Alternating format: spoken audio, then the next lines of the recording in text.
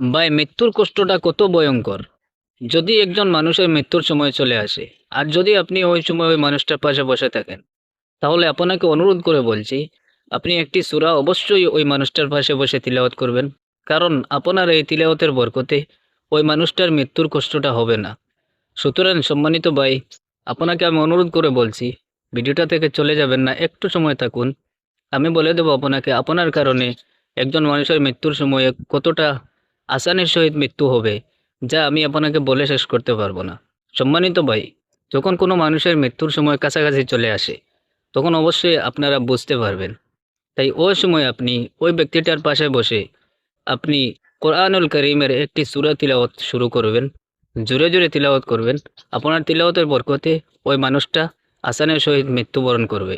ওই সূরা কি জানেন? ওই সূরা হলো সূরাতু ইয়াসিন। এই সূরাতু ইয়াসিনটা আপনি জোরে জোরে তিলাওয়াত করবেন। আপনার কারণে ওই মানুষটা মৃত্যুর কষ্ট থেকে রেহাই পাবে।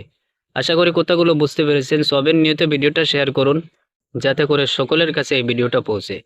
আসসালামু আলাইকুম ওয়া রাহমাতুল্লাহি ওয়া বারাকাতুহু।